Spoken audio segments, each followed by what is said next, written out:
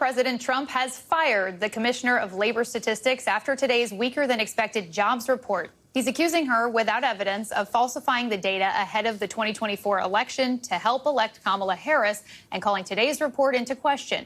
The deputy commissioner is now acting commissioner of the Bureau of Labor Statistics. Joining us now, former labor secretary under President Bill Clinton and current professor of public policy at UC Berkeley, my husband's alma mater, Robert Reich. Go Bears, Robert. Trump. Go Bears is right. Go Bears. Trump is accusing the commissioner of falsifying this data. Break it down for us. Is that even possible? How would that happen? I don't know how it would happen. I mean, this is another example of Donald Trump destroying America's trust in our valuable institutions that we rely on for data about what's happening. He shoots the messenger, and by shooting the messenger, you get a country that no longer has the kind of confidence in the information it gets from very, very competent places. The Bureau of Labor Statistics is the crown jewel of our data sources in the government for what is happening in the economy. I mean, it's like the Federal Reserve Board.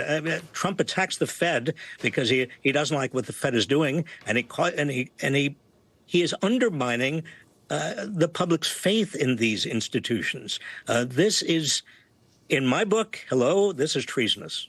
Okay, so we did report that there was quite a significant revision in the jobs numbers from May to June. It was pretty extreme. How do you account for that? What makes that happen?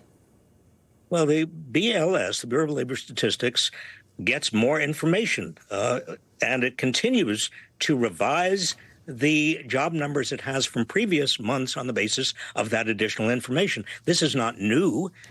It happened when I was labor secretary. You want the Bureau of Labor Statistics to get the most accurate reading possible of not only the previous month, but months before that, so you can see what is happening to the economy over time. And what we know now is that the economy has been slowing down much more than we even knew in terms of job growth. That's important information to have. You don't want to question the source of that information. That's a kind of baseless assertion. If I can just make one more point. When I was labor secretary, and I know it's been the same since then, the Bureau of Labor Statistics was like a fortress. You couldn't politically interfere with them. There was one occasion where I made a mistake. I told an international crowd what I thought the BLS might say, what I thought that the jobs report might show, but I couched it in saying I really don't know. I'm just making a guess. But even that was forbidden. I mean, I didn't know. I was just new as a labor secretary. The rule was you don't have any political interference there.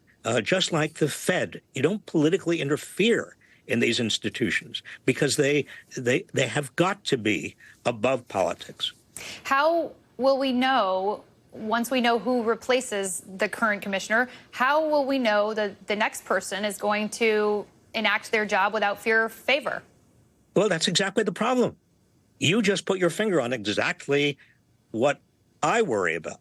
And the same thing with the next Fed chair. I mean, how do we know that these people are not going to be just doing it because they are afraid that if they don't do what Trump wants, that they will be fired? They'll be the next to be fired. And that possibility that you just mentioned undermines the public's faith and trust in what we get and hear from the Bureau of Labor Statistics. And let's turn to the Federal Reserve. Governor Adriana Kugler is apparently stepping down early. Her term was set to expire at the end of January 2026, quite a while from now. What do you make of that? Well, I don't know why specifically anybody in government will make that kind of decision to step down. There may be personal reasons, but I do know that Trump has been putting all kinds of pressure on the Fed. He's even come up with this this notion that he's going to embarrass Jerome Powell by accusing him of spending too much money on refurbishing and refurnishing the Fed. I mean, that's the joke because, the Fed, the Fed has a headquarters that is. I've been there. I mean, it's not opulent. This is at the same time that Trump is talking about putting a ballroom, adding a ballroom to the White House. This is madness. This is real crazy talk. If Trump decides to replace Kugler with someone from his own shortlist, will that change things for the Fed? The Fed, of course, is supposed to be an independent arbiter here. Yes, because it undermines once the public and the investor class and everybody else understands that the person in that job is listening to what Trump wants, then there is no longer any cop on the beat in terms of guarding against inflation. So most investors and most of the public that sort of follows these things will not have the confidence that inflation will be brought under control, won't have the confidence that there is a cop on the beat to prevent inflation from getting out of hand. You see the consequences of undermining public trust in the Fed. It's similar. It's analogous to undermining public trust in the Bureau of Labor Statistics. These are big deals.